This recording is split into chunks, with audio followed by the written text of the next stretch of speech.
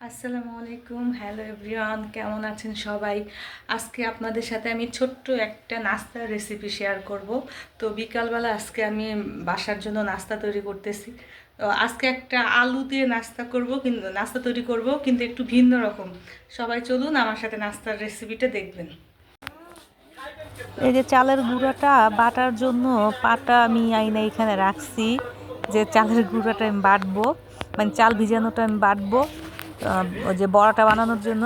পরে এসে দেখি আমার হাজব্যান্ড দুষ্টুমি করে বাটতেছে। দেখেন তো আপনারা, এত সুন্দর, মানে কখনো সে ঘরের মানে বাটা বা কোনো কাজই সে কখনো আমাকে মানে হেল্প করে না, কারণ সে এগুলো পারে না। কিন্তু এই বাটা দেখে কেউ বলবে যে এখানে সে আজকে প্রথম বাটতেছে, মনে হইতেছে পাক্কা রাঁধুনি। বাইটা বাইটা অনেক অভ্যাস, অনেক বাটতে পারে। এখন থেকে মিক্সার আর বাটার কাজটা তারে দিয়ে, মিক্সার ব্যবহার করা যাবে না, বাটার কাজ তারে দেওয়া করে থাকবে। বাটছে ঠিকই, কিন্তু সব আধা বাটা, এটাকে আবার বাটতে হয়েছে। এই যে দুই টুনটুনি দেখতেছে তাকা তাকা কিভাবে বাটতেছে, আবার আপনাদের হাই জানাইতেছে।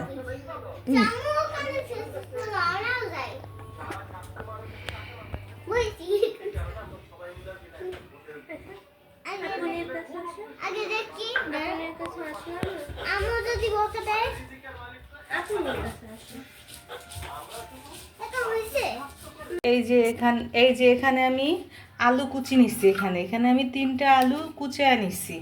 এই আর হচ্ছে গিয়া এই যে চালের গুঁড়া, এটা হচ্ছে ভাতের যে চাল, সেই ভাতের চালটা আমি ভিজিয়ে রাখছি। আর ভিজিয়ে তারপর সেটা পাটায় বাটা হয়েছে। আর এই হচ্ছে পেঁয়াজ কুচি, আর হচ্ছে কাঁচামরিচ কুচি। তো এখন আমি আপনাদের কাছে দেখাবো যে আলু দিয়ে চালের গুঁড়া দিয়ে কিভাবে একটা পেঁয়াজুর মতোই মানে বড়া হবে। আপনারা তো এই আহ, উম, পাতাকপির বড়া, ফুলকপির বড়া, এই শীতে অনেক কিছুই খেয়ে থাকেন। তো আজকে আমার এই নতুন বড়াটা দেখে বলবেন। আর যদি খেতে চান তাহলে বাসায় অবশ্যই তৈরি করবেন, তৈরি করে দেখবেন। তো এই যে আমি এখানে হচ্ছে গিয়ে পেঁয়াজের সাথে আর আলুর সাথে কাঁচামরিচের সাথে সব একসাথে দিয়ে দিতেছি। এখানে ধনেপাতাও দিয়ে দিব।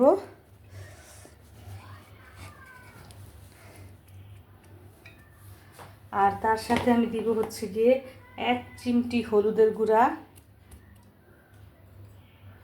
1 চামচ ধনিয়ার গুঁড়া, আর হচ্ছে স্বাদ মতো লবণ। যে যতটুকু লবণ মানে খান রান্নায় অতটুকু লবণ। আর দিয়ে দেব এই যে চালের চালের কি বলবো, এটা চালের গুঁড়া হবে, কিন্তু মানে এটা নরম, শুকনা গুঁড়া না। এখন আমি খুব সুন্দর করে এগুলোকে একসাথে মিক্স করে তারপর আপনাদের দেখাইতেছি।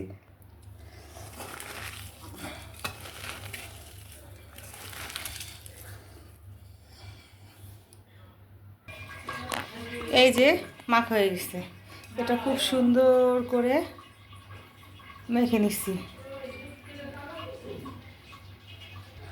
এখন এটাকে খুব সুন্দর করে আমি ভাজবো। এটা কোনো ম্যারিনেট করে রাখা লাগে না, শুধু মাখলেই হয়ে যায়। তো এখানে আমি কড়াই একটা বসায় দিছি চুলাতে। তো চুলাতে এখন আমি আগুন দিয়ে দিব। হ্যাঁ, আগুন দিয়ে দিছি। তো এটা আজকে আমি ভাজবো হচ্ছে চর্বি দিয়ে। এই যে দেখেন চর্বি, এটা কিন্তু এই কোরবানির যে মাংসতে চর্বি থাকে না, তো ওই চর্বিগুলো আমি ফ্রিজে রাখছি। তো রাখার পরে সেই চর্বিগুলোকে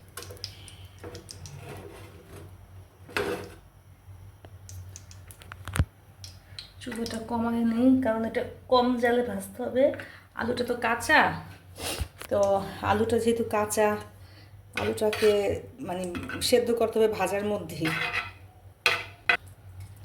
তেলটা গরম হয়ে গেছে, এখন আমি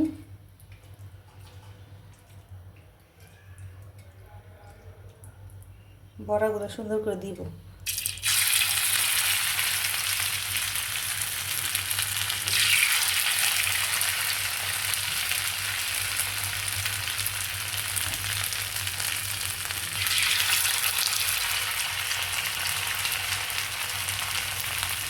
এটা খেতে খুবই ক্রিস্পি হয়।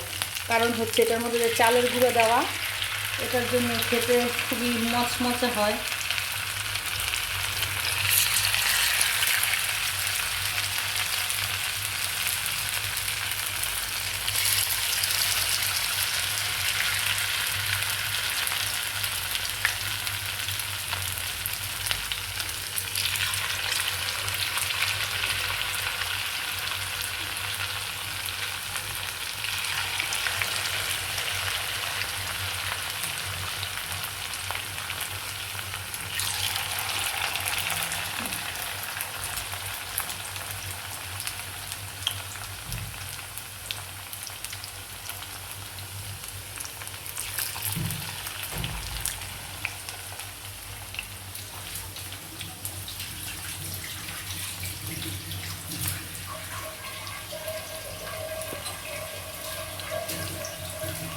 চর্বি থেকে খুব সুন্দর একটা ফ্লেভার আসতেছে। বললাম না, এটা হচ্ছে গিয়ে যেই চর্বিগুলো খায়, কিন্তু আমি হচ্ছে খাই না, চর্বি খাই না। তো মাংসটা রান্না করি, চর্বিগুলো বাইচা বাইচা ফ্রিজে রেখে দিই। পরে সেই চর্বিটা আবার সুন্দর করে জাল দিই, এত সুন্দর ফ্লেভার আসতেছে চর্বি থেকে। যারা খাইছেন শুধু তারাই বলতে পারবেন। এটাকে এখন আমি আস্তে আস্তে ভাইজা নিব, আস্তে আস্তে করে উল্টে নিব।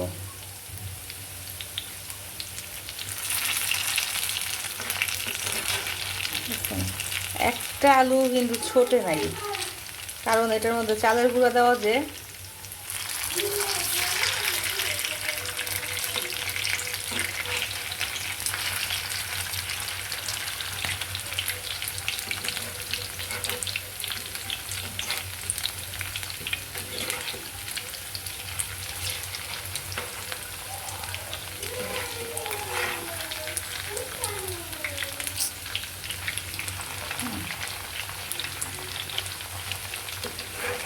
এই সাইড দিয়ে একটু কম হয়েছে, এই সাইড দিয়ে বেশি হয়েছে, ওই সাইড দিয়ে গ্যাসটা বেশি লাগে।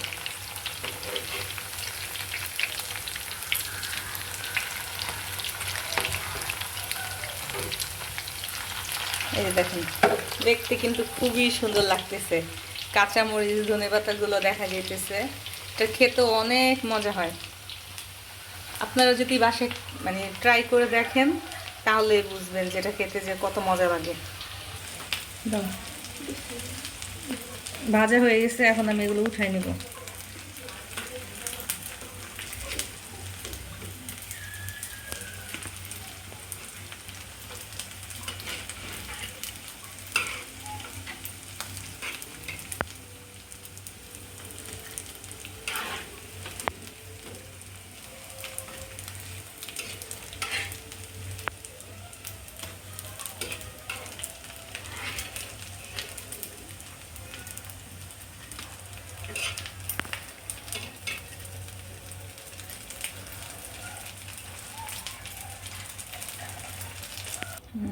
আমি একটা খেয়ে আপনাদের দেখাই।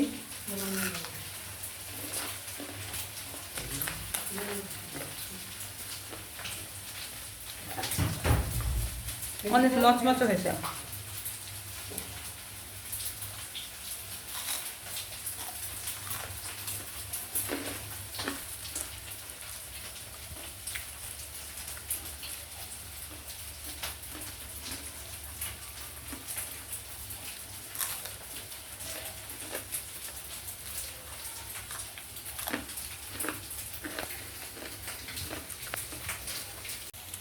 যেগুলো বানাইছিলাম এই যে শেষ হয়ে গেছে খাওয়া, এই কটাই শেষ। অবশ্যই আপনারা বাসায় বানায় দেখবেন, এটা খেতে অনেক মজা, ঝাল ঝাল। মানে কিরকম যে মজা, না খাইলে বুঝবেন না, একমাত্র খেলেই বোঝা যাবে যে এটা টেস্টটা কিরকম।